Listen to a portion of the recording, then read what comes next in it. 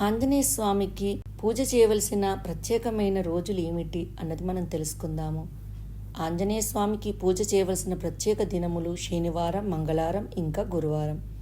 పురాణ కథ ప్రకారం ఒకసారి శని ఆంజనేయ స్వామిని తన ప్రభావంతో వశపరుచుకోవాలని ప్రయత్నించగా స్వామి అతడిని తలక్రిందులుగా పట్టి ఎగురవేయసాగాడు. శని తన అపరాధాన్ని మన్నించమని వేడగా స్వామి తనను తన భక్తులను ఎప్పుడూ పీడించనని శని మాట ఇచ్చిన తర్వాత వదిలిపెడతాడు.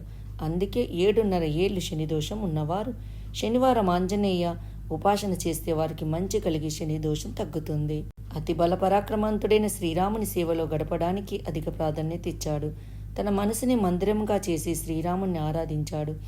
హనుమంతుడి గుండె చిలిచి చూపగా సీతారాములే దర్శనమిచ్చారంటే సీతమ్మ తల్లి కంటే మిన్నగా రాముని ప్రేమించాడు.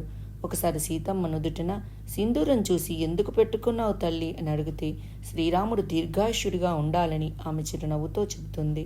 అంతే హనుమంతుడు ఒక్క క్షణం ఆలస్యం చేయకుండా తన శరీరం అంతా సింధూరం పూసుకున్నాడు.